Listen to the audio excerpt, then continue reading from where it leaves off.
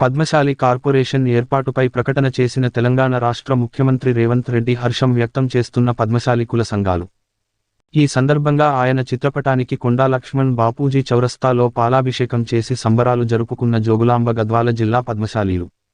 ఈ సందర్భంగా పద్మశాలి రాష్ట్ర చేనేత కన్వీనర్ మేడం రామకృష్ణ, పద్మశాలి జిల్లా అధ్యక్షులు పులిపాటి వెంకటేష్, పట్టణ పద్మశాలి సేవా సంఘం అధ్యక్షులు నామాల శ్రీకాంత్ మాట్లాడుతూ పద్మశాలీలకు ప్రత్యేక కార్పొరేషన్ ఏర్పాటు చేసినందుకు తెలంగాణ రాష్ట్ర ముఖ్యమంత్రి రేవంత్ రెడ్డికి ధన్యవాదాలు తెలిపారు.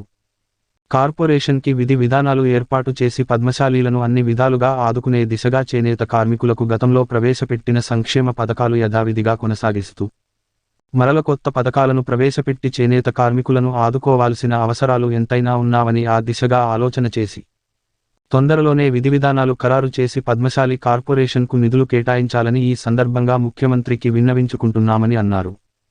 పద్మశాలీలకు ప్రత్యేక కార్పొరేషన్ ద్వారా పద్మశాలి కుల వృత్తులలో ఉన్న వారికి అన్ని విధాలుగా ఆదుకుంటారని, జిల్లా పద్మశాలి సంఘం, పట్టణ పద్మశాలి సంఘం, పద్మశాలి కుల బంధువులు అందరూ రాష్ట్ర ముఖ్యమంత్రికి కోరుచున్నామని అన్నారు.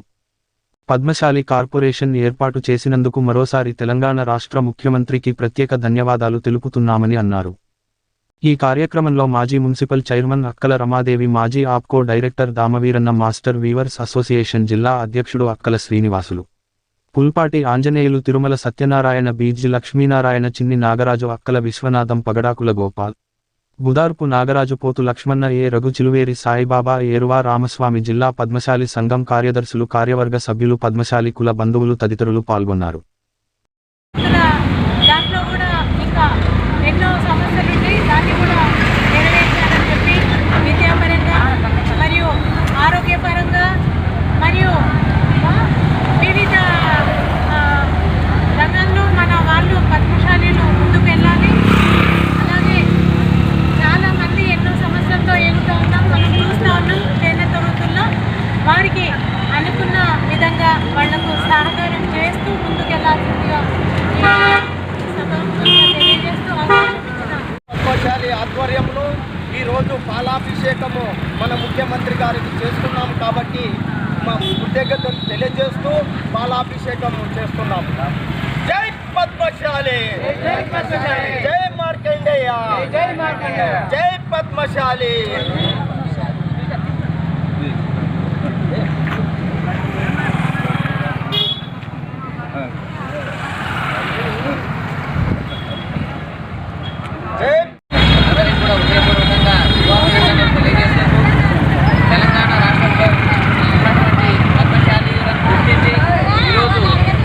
తెలంగాణ రాష్ట్ర పద్మశాలి కార్పొరేషన్ ఏర్పాటు చేయడం శుభ పరిణామం.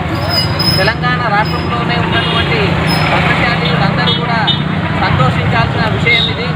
మరి ఎన్నో సంవత్సరాలు ఎన్నో ఉద్యమాలు చేసి మేము తెలంగాణ రాష్ట్రంలోనే కాక ఉమ్మడి ఆంధ్రప్రదేశ్ రాష్ట్రం ఉన్నప్పుడు కూడా పద్మశాలి కార్పొరేషన్ కొరకు ఎంతోమంది ఎన్నో విధాలుగా ప్రయత్నాలు చేసినా కూడా ఏ యొక్క ప్రభుత్వం కూడా మనల్ని పట్టించుకోలేదు. మళ్ళీ ఈరోజు తెలంగాణ రాష్ట్రంలో కాంగ్రెస్ ప్రభుత్వం ఏర్పడి 100 రోజుల పూర్తయిన సందర్భంగా మరి ఈరోజు తెలంగాణ రాష్ట్రంలో పద్మశాలి కార్పొరేషన్ ఏర్పాటు చేయడం చాలా శుభ పరిణామం. మరి ఇటువంటి ఆలోచన చేసినటువంటి రేవంత్ రెడ్డి గారికి జోగులాంబ గద్వాల జిల్లా పద్మశాలి సంఘం అందరి తరఫున కూడా హృదయపూర్వకంగా ధన్యవాదాలు తెలిసి మరి ఈ యొక్క కార్యక్రమాన్ని ఏర్పాటు చేసినటువంటి పద్మశాలి జిల్లా సేవా సంఘం వారికి ధన్యవాదాలు తెలియజేసుకుంటూ ఈ యొక్క అవకాశం ఇచ్చిన పెద్దలకు ధన్యవాదాలు తెలియజేసుకుంటూ ముగిస్తున్నాం. తెలంగాణలో ఉన్న పద్మశాలీలు 33 జిల్లాలలో ఎక్కువ శాతం చేనేత వృత్తిపైన ఆధారపడిన ఉన్నారు కాబట్టి వాళ్ళ బాధక సాధలు తెలిసిన మన ముఖ్యమంత్రి గారు ఎన్నో పర్యాలుగా ఎన్ని ప్రభుత్వాలు వచ్చినా కూడా ఎన్నో వినతి పత్రాలు కూడా ఈ యొక్క పద్మశాలి కార్పొరేషన్ రావాలని ఎన్నోసార్లు కూడా ఇవ్వడం జరిగినది. అదేవిధంగా గద్వాల జోగులాంబ జిల్లా అయిన తర్వాత అప్పుడు కూడా ఎన్నోసార్లు కూడా వినతి పత్రాలు మంత్రులకి ఇవ్వడం జరిగినది.